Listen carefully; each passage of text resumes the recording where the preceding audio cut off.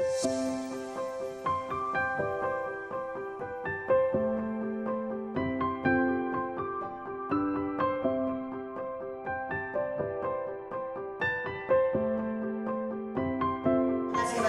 kita ke selanjutnya ya, Mas Vidi Triwibowo, siswa teladan nasional tahun 92. Tingkat SMA juga, satu angkatan juga. Teknik Elektro UGM tahun 93. Sekarang ada yang ini? Ada yang kenal belum? Teknik UGM juga. Sekarang terjun di dunia digital dan teknologi informasi. Apa yang menarik dari teknologi informasi Indonesia saat ini yang disebut-sebut kembangnya luar biasa pesat? Ya, sebetulnya kalau kita bicara teknologi digital, teknologi informasi, ya orang sekarang udah bicara katanya itu tren, gitu ya. Katanya itu fenomena, gitu ya. Ada Gojek, kemudian ada Uber, ada Traveloka, ada Tokopedia, gitu ya. Apa? Shopee, ya betul.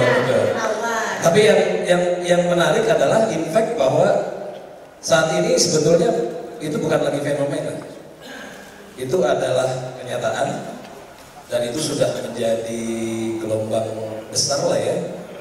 Dan saya kira tidak ada satupun yang bisa imun terhadap perubahan ini. Dan saya kira Indonesia juga mau tidak mau juga harus bergerak ke sana. Ya. Saya sendiri mungkin mulai memahami bahwa teknologi digital, teknologi informasi itu menjadi satu tren yang betul-betul kuat gitu ya. Mungkin sekitar 10 tahun yang lalu gitu ya. Kira-kira itu sih.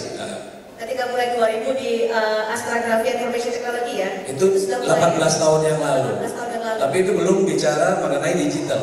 Baru ada tren.com pada saat itu. Masih ada tema.com. Tapi kemudian seakan-akan itu bubble, meledak, kemudian turun. Nah, ini teman-teman ini adalah mereka yang akan memegang kunci di masa depan Indonesia, terutama menghadapi soal revolusi industri 4.0. Itu belum kebayang karena masih SMA, tapi apa yang harus dipersiapkan dari sekarang supaya Indonesia tidak ketinggalan dalam hal teknologi? Ya, kalau saya karena berkecimpung juga di industri yang memang bergerak di sini. Kalau bicara teknologi itu jadi challenge. Kenapa?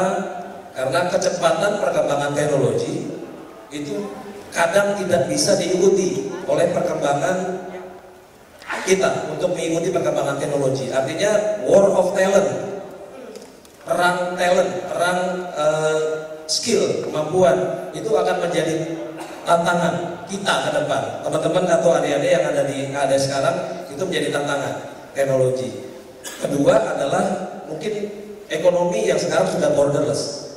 Dengan adanya teknologi digital, industri 4.0 itu akan memungkinkan investasi, market, siapapun pemain dari global masuk ke Indonesia, kita juga bisa keluar. Tapi yang paling penting satu, yang mungkin menjadi kritikal adalah mindset menurut saya. Bagaimana kita mindset, karena ketika kita bicara era yang sekarang, mindset itu berbeda. Dan sekarang yang harus dipersiapkan oleh teman-teman di usia saat ini, kelas 2, kelas 3 ya, untuk menghadapi revolusi industri 4.0, apa yang disiapkan dari sekarang supaya nggak terlambat, supaya nggak nanti keteteran di belakang? Saya kira sih teknologi teman-teman harus atau adik-adik mesti kejar ya. Teknologi harus kejar. Jadi apapun, kalau sekarang kita bicara di area digital, mungkin saya kira sudah saatnya setiap individu, kalau saya menyebut ada beberapa poin sih yang penting. Satu adalah teman-teman harus melek teknologi lah. Harus teknologi, harus itu ya? Itu harus. Harus. Dan bagaimana menggunakan teknologi bukan untuk belanja saja, tapi bagaimana menciptakan nilai tambah. Ya, itu ide-ide yang sekarang berjalan itu adalah ekonomi berbasiskan ide dan inovasi. Contohnya? Yaitu kita bicara Gojek contohnya. Gojek itu bagaimana merubah behavior ya. Dan itu bicara ide inovasi. Yang dijual adalah ide dan inovasi. Barangnya apa sih? Barangnya jasa gitu ya. Dengan menggunakan teknologi dan menciptakan ide itu yang akan menjadi kunci ke depan. Pertama melek teknologi. Melek teknologi. Kedua agile, kalau menurut saya. Agile itu boleh dikatakan bukan hanya lincah, kemudian gesit gitu ya, tapi juga kuat, berani. Kalau boleh dikatakan, ini ada pepatah gitu ya, kalau saya biasa sampaikan ke teman-teman di kantor adalah lebih berbahaya mana? Sekelompok kambing dipimpin oleh seekor singa atau sekelompok singa dipimpin oleh seekor kambing? Lebih bahaya mana? Ayo. Singa dipimpin kambing katanya. Jawabannya? Jawabannya adalah salah. Salah. Jadi harusnya kita ketika bicara agile itu seperti singa, lincah, tapi juga kuat dan berani. Saat ini yang dibutuhkan adalah pemimpin-pemimpin yang bisa agile, bisa adaptif, gitu ya. Jadi kalau singa dipimpin oleh kambing, nanti ikut jadi kambing.